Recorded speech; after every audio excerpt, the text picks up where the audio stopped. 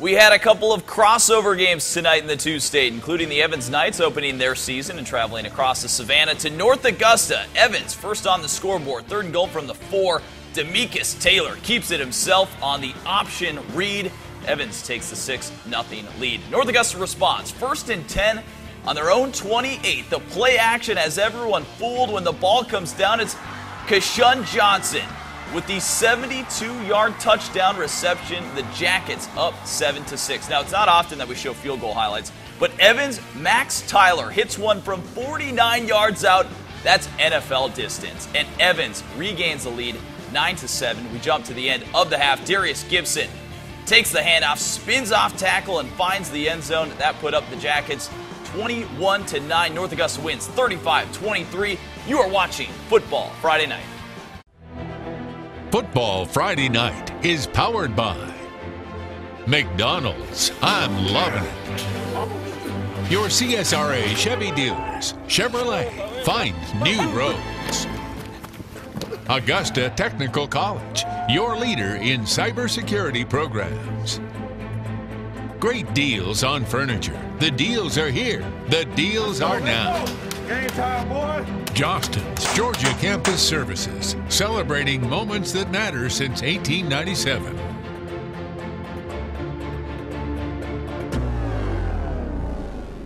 Now, the leader in local high school football coverage, WJBF Sports brings you Football Friday Night.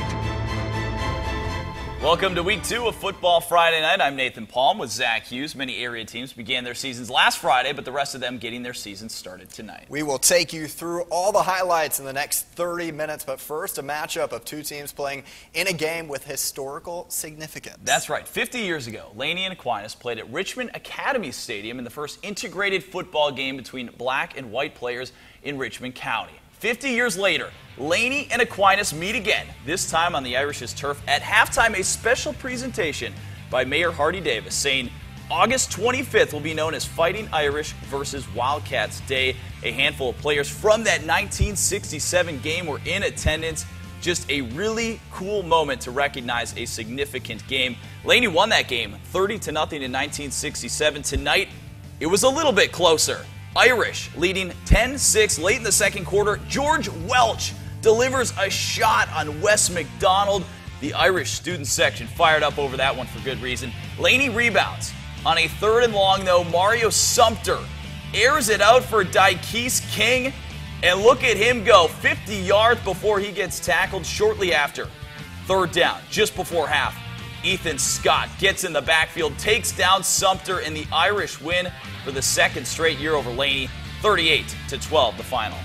Greenbrier opening its season on the road against Butler. The Wolfpack playing with heavy hearts without Tanner Haywood, who's undergoing chemo as he battles cancer once again. J.Q. Brown making him proud, though. Look at this run, 38-yard touchdown run. Greenbrier going up early. Later in the second quarter, Butler attempts to punt, and it's Greenbrier getting in the backfield. John Waters blocks it. Number 51, Benjamin Thorpe recovers. So now they're just 5 yards out. Easy money. Harrison Hayden hands off to J.Q. Brown for his second touchdown of the game. Greenbrier blanks Butler 31-0. Well, non-region play can always be fun to kind of see matchups that we don't often get to see each year. Yeah, and tonight that included Jefferson County and Lakeside playing for just the 4th time ever. Jeffco coming off a 1-loss regular season. Longtime head coach J.B. Arnold, the head coach for Team Georgia in January's Border Bowl. Lakeside ball first. Wilt Childers fires a quick pass to Jamal Benjamin to move the chains. Panthers unable to convert on that drive. Later, Jefferson County ball. Clint Tucker takes the handoff for a short gain, and then it's Nikel Stone for a 1st down. But later, Lakeside's Cameron Jackson comes up with a big interception to halt that drive. Jefferson County, though, rolls 33-0 the final. The Harlem student section pumped up for the Bulldogs season opener against Glasscock County. Todd Booker now in his 3rd season as the Bulldogs head coach. Harlem is 8-1 all-time against Glasscock, and this game was over in a hurry. First offensive play from scrimmage for Harlem. A.J. Brown takes the handoff around the left side. He's got the speed, makes 2 cuts, and he's gone. 53-yard touchdown run. That put Harlem up 7-0. And then next Bulldogs possession. This time it's Cameron Garnett, the freshman, bounces outside, evades a tackle, and he's in from 31 yards out. The Bulldogs put up 35 first quarter points, and they rolled. Final score 70-0. All right, ARC opening up against Westside. The Musketeers will host Game Night Live next week against Aiken. At the half, the score already 39-6. ARC, Westside, just a tough night for them, but they do get the fumble recovery here. And on to the fourth quarter we go. Westside backed up against their own end zone, and ARC gets them in the end zone for the safety. ARC gets a big win in their opener, 41-6. One final game in Richmond County. Glen Hills coming off its first playoff appearance since 2008, starting a new season tonight at Hephzibah. That's Antonio Golette, nice touchdown snag, and then later Glen Hills trying to take the lead. Jermez Bostic with a big gain before he's taken out of bounds, and later in the drive, Kyle Frazier finishes the possession with a touchdown run as Glen Hills took the lead, and they would get the win 42-29. Well, football season technically began last Friday night in the CSRA, but good to have everyone else starting their seasons tonight.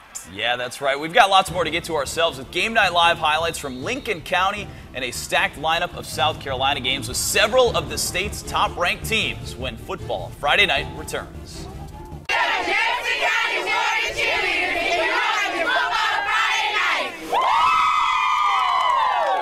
Supporting high school athletics, McDonald's, proud sponsor of Football Friday Night.